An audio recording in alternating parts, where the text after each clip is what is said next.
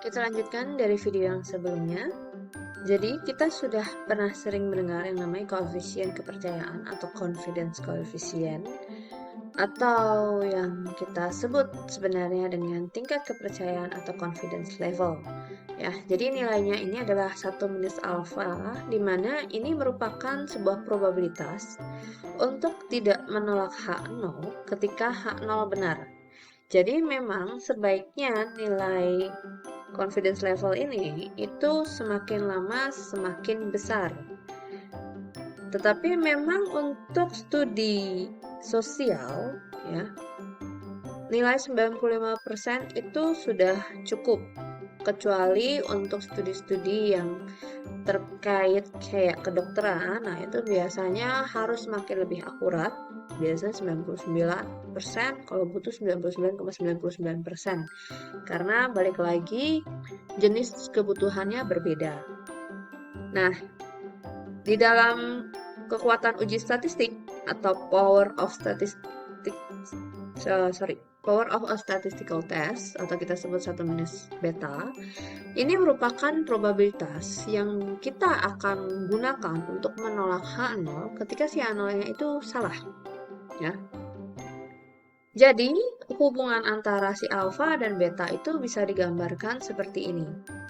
Tipe 1 error atau H kita sebut sebagai alfa itu hanya akan muncul jika H0-nya benar, ya. Dan tipe 2 error atau kita sebut sebagai beta itu hanya akan muncul jika H0-nya salah, ya. Jadi, jika tipe 1 atau alfanya meningkat, maka kita bisa mengatakan probabilitas terjadinya si beta akan menurun, ya. Jadi ketika beta naik, otomatis alfa juga menurun. Jadi sifat mereka bertolak belakang. Nah, tetapi memang ketika betanya naik, itu adalah ketika si sigma atau standar deviasi populasi kita itu meningkat, ya. Nah, dan ketika jumlah nilai n-nya menurun. Ya, jadi sebaiknya ya kita perbanyak nilai n yang kita miliki untuk semakin memperkecil nilai error yang terjadi. Untuk uji hipotesis Mean sendiri, sebenarnya seperti yang sudah kita sempat pelajari di confidence interval, ya, kita bisa membagi menjadi dua, yaitu pertama ketika nilai sigma populasi kita diketahui, atau ketika sigma populasi kita tidak diketahui, ya. Jadi kalau sigma diketahui, kita akan menggunakan nilai z-test seperti tampak pada rumus yang di depan. Dan kalau untuk yang tidak diketahui, kita menggunakan t-test seperti yang ini. Kita sudah sempat belajar juga bagaimana cara penggunaannya. Nah, di sini kita mencoba melakukan uji hipotesisnya, ya. Misal dengan contoh yang sama seperti yang video sebelumnya. Jadi kita menganggap bahwa H0 itu adalah ketika mu sama dengan 30 dan H1 adalah ketika mu tidak sama dengan 30.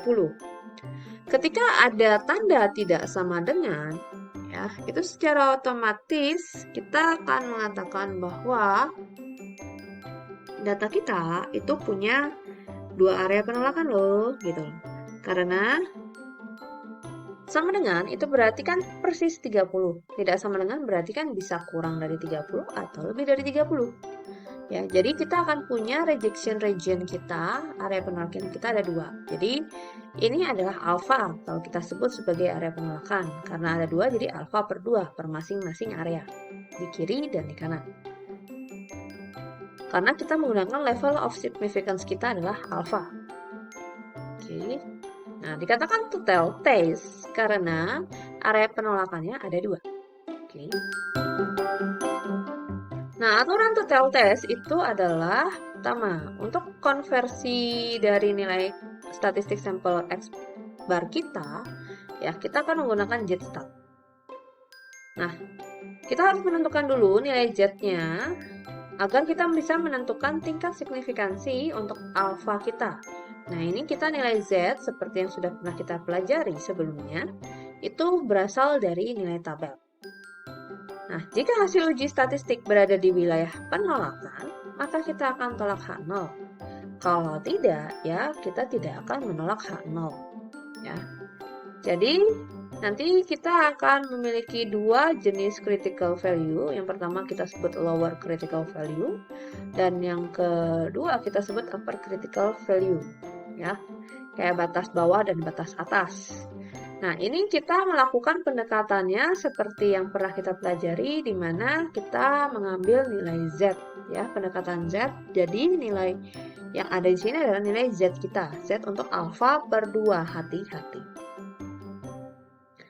Kita cukup cari sekali, nanti nilai Z kiri dan kanan akan sama, hanya berbeda yang kanan plus, yang kiri minus. Karena sekali lagi ketika di area Z, rata-rata di tengah itu adalah 0, sehingga kalau di kiri itu area minus atau negatif, oleh karena itu di kanan akan positif, ya, atau plus. Nah, ini ada beberapa langkah yang akan kita lakukan untuk uji hipotesis yang MEAN. Jadi yang pertama, kita state dulu H0 dan H1-nya itu apa. Lalu state juga nilai alfa kamu berapa, sama ukuran sampel atau N kamu berapa. Ini N kecil ya. Kemudian kita tentukan kira-kira uji statistik yang tepat dan jenis sampling distribution yang sebaiknya kita gunakan itu apa. Lalu yang keempat, tentukan critical value ya, yang akan nanti membagi daerah penolakan kita dan daerah tidak ditolak. Kemudian kita kumpulkan data, lalu hitung nilai uji statistiknya, baru kita buat keputusan statistik dan berikan kesimpulan. Ya, kesimpulannya itu biasa adalah jika uji statistik jatuh ke wilayah yang non-rejection, maka H0 akan tidak ditolak. Tapi jika uji statistik jatuh ke wilayah penolakan, maka kita akan tolak H0. Nah, ini contoh untuk kalau sigma kita diketahui ya. Jadi kita akan melakukan uji klaim atau hipotesis bahwa diameter rata-rata sebenarnya dari baut yang kita produksi itu adalah 30 mm. Ya, kita asumsikan karena sigmanya diketahui, maka nilai sigmanya diasumsikan nilainya 0,8. Ya, angka pertama kita sebutkan H0, H1. H0-nya berarti karena dia ngomong ya, diameter rata-rata sebenarnya dari baut yang diproduksi adalah 30. Adalah berarti sama dengan mu sama dengan 30. Nah, H1-nya otomatis kebalikannya. Jadi mu tidak sama dengan 30. Dan kalian harus bilang ini jenisnya apa? Two-tail test atau one-tail. Kenapa ini agak penting? Karena itu akan menentukan nanti nilai area penolakan kalian ya. Karena kalau misalnya two-tail berarti nanti alfanya menjadi alfa per 2. Oke?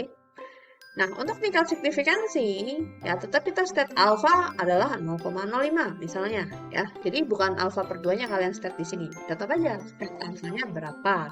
Nanti untuk alfa per 2-nya ketika di dalam perhitungan. Lalu, ukuran sampelnya ini dikasih tahu ada 100 sampel. Kemudian dari data yang kita punya, kita mengatakan bahwa karena sigmanya diasumsikan diketahui, jadi kita bisa menggunakan nilai z-test. Nah, sekarang kita mau mencoba menghitung critical value untuk nilai alfa 0,05.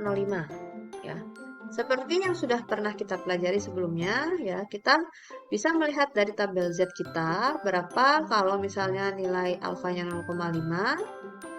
Oke. Atau kita sebut sebagai confidence levelnya adalah 95%, berarti nilai Z value-nya adalah plus minus 1,96.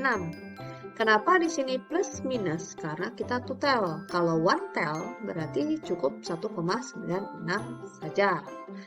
Lalu kita kumpulkan data dan hitung nilai uji statistiknya. Ya, kita punya N100, X bar-nya 29,84. Ini dapat dari mana? Jadi nanti kalian ambil sampel, terus kalian rata-ratakan. Nah, dapat nilai rata-ratanya segini. Sigmanya dikasih tahu 0,8. Ya, jadi kalau menggunakan rumus yang sudah kita pernah pelajari di confidence interval, Z stat itu sama dengan X bar kurangin mu dibagi sigma bagi akar N. Ya, X bar-nya adalah 29,84 ini. Mu-nya berapa? Mu-nya sesuai hipotesis kita. Mu-nya kita anggap 30 ya, berarti kita state di sini 30. Bagi sigmanya 0,8. M-nya adalah 100 ya. Nah, jadi bagi 0,8 yang dibagi dengan akar 100. Dapat Z-stat kita adalah minus 2.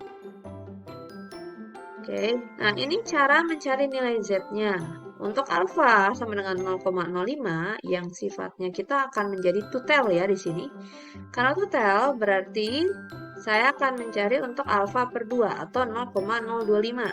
Sehingga confidence level tutel saya adalah 1 kurang alfa per 2 yaitu 0,975. Makanya saya akan mencari di sini 0,975. Saya cari kirinya berapa? Kirinya 1,9, atasnya berapa? 0,06. Maka 1,9 ditambah 0,06 adalah 1,96. Itulah nilai critical value saya. Nah, jadi kita coba menggambarkan areanya. Oke, setelah kita mencoba menggambarkan, kita tahu critical value dia itu adalah 1,96. Dimana karena ini tutel berarti minus 1,96 dan plus 1,96. Tengahnya 0 ya. Nah, berarti kita akan memiliki area penolakan 2, yaitu yang sebelah kiri ini, yaitu lebih dari minus 1,96, kurang dari 1,96, minus 1,96 atau lebih dari plus 1,96. Nah, di sini kita cek, tadi kan kita punya perhitungan nilai Z-stat kita adalah minus 2. Karena dia minus 2, berarti dia ada di area sini nih, si merah ini. Berarti dia masuk ke area kita tolak H0. Oleh karena itu, keputusan kita adalah kita akan tolak H0, ya. Dan bisa disimpulkan, ada bukti yang cukup bahwa diameter rata-rata bulk yang diproduksi itu tidak sama dengan 30. Karena H0-nya ditolak, berarti H1-nya yang benar, seperti itu. Dan ingat, H1 adalah ini, mu tidak sama dengan 30. Jadi kalau kalian mau tahu lebih detail mengenai step by step-nya, kalian bisa lihat di exhibit 9.1 yang ada di buku kalian ya. Sebenarnya caranya sama. Nah, kemudian ketika kita mengatakan uji hipotesis untuk MEAN, sebenarnya selain nilai Z, kita juga bisa menentukan berdasarkan nilai p-value. P-value itu adalah the observed level of significance ya. Ini merupakan pendekatan untuk men-testing level of significance dari data yang kita miliki ya. Jadi probabilitas memperoleh uji statistik yang sama atau lebih ekstrim dari nilai sampel yang diamati ketika si anoy itu kita anggap bernilai benar. Nah, di sini juga punya aturan keputusan ya. Tapi melihatnya berdasarkan p-value. Kalau tadi kan berdasarkan area. Nah, di sini ketika p-value-nya lebih kecil dari alfa, kita akan tolak H0. Tapi kalau p-value-nya lebih besar sama dengan alfa, kita anggap bahwa H0 tidak ditolak. Jadi step by step-nya sebenarnya sama dengan yang tadi ya. Hanya ya, coba kita cek satu-satu ya. Tetap state H0, H1, tetap state alpha dan M-nya, tetap tentukan uji statistik dan sampling distribution-nya. Nah, kumpulkan data dan hitung uji statistik dan p-value. Nah, ini bedanya cuma di sini. Kalau tadi kita akan menghitung yang si Z-nya, sekarang p-value-nya, kan? Kemudian kita buat keputusannya. Kita langsung masuk contoh aja biar kita lebih clear ya. Jadi datanya ini sama persis dengan yang tadi. Untuk step 1, 2, 3, dan 4 juga sama. Nilai Z-statnya tetap sama, oke? Tetap sama. Nah, yang berbeda adalah di area pencarian nilai P. Kalau tadi kita akan mencari nilai Z tabel seperti ini caranya. Kalau yang sekarang untuk p-value, kita tetap lihat nilai Z hanya ya. Pertama kita cek nih, ya. Kita kan punya nilai Z-statnya minus 2. Oke. Ya anggap aja lah ya, karena ini plus minus, ya saya ngambil aja karena ini tabel yang kita miliki adalah area yang di kanan untuk ya kita sebut errornya. Oke. Kita akan ambil yang positif berarti, yaitu nilai Z sama dengan 2. Jadi ketika Z sama dengan 2.00 ya, 2.00 nilainya berapa di sini? 0,9772. Oke, jadi kita bisa mengatakan confidence level kita adalah 97,72% di sini. Jadi nilai error kita berapa?